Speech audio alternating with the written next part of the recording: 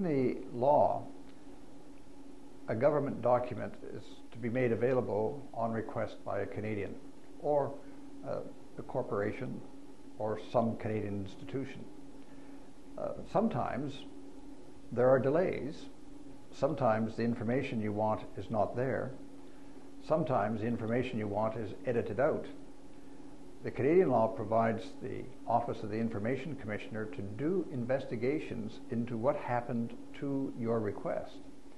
And the Information Commissioner has a whole series of tools to help resolve those kinds of difficulties. In effect, he is an ombudsman. But the Information Commissioner also has the ability to go to court and defend your right or the government's right. But his job is to defend the law. You can't go to court to seek redress until the Information Commissioner has done his investigation, and then his investigatory report becomes part of the court records. So the Information Commissioner's responsibility is to conduct a full and thorough investigation as to what went on in the way in which your request was handled by the government.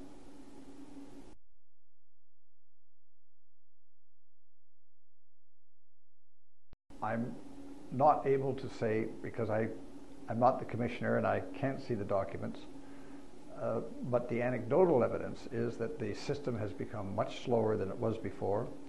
The hand of the censor is much heavier than it was before. And the number of court cases initiated by the commissioner has fallen off dramatically. So just on those three counts, you'd have to say that the situation is not as good as it was before.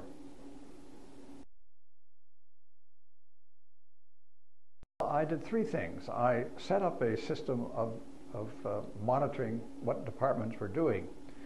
And I published a separate report for a couple of years, and then I included it in with the annual report.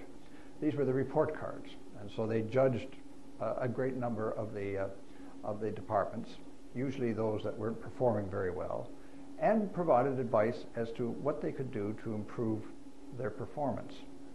The second thing that I did was I looked at the question of how is the government dealing with filing its documentation under these difficult circumstances, because we now live in a hybrid world where there's part paper and part digital. And so it becomes very difficult for any organization to be able to maintain an appropriate archive with stuff going either two ways. And sometimes you get duplicates, and sometimes it was in paper only, sometimes it was digital only. So I spent a fair amount of time working with the government to try to improve the methods of documentation, retention, and particularly filing systems.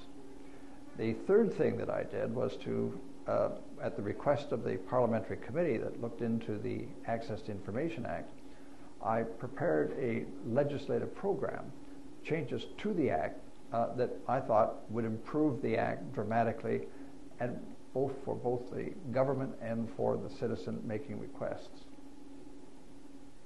The last thing I forgot to tell you was that over time I was successful in getting money out of the government and the House of Commons to hire about another 10 or 11 investigators, because we were building up a backlog that was, in my judgment, unsustainable, and it was wrong because it was harming individuals.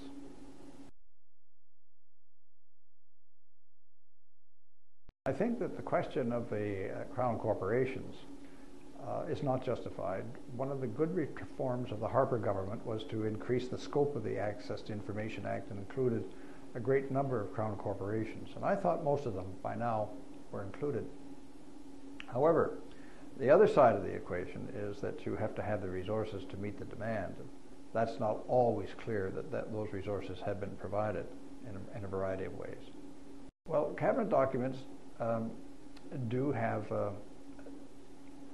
an importance, and I have never had a problem with cabinet documents being one of those things that are exempt under the Act. However, the way the Act is written now, they are excluded. That means that the Information Commissioner can't see them to judge whether or not they meet the criteria of the Act. If they are excluded, then the Information Commissioner can see them and can make a judgment. One of the big changes that we made was that The background information of cabinet documents could be made available after, I believe, 2 years. But when I last looked at what was being requested, not very many people were taking advantage of that.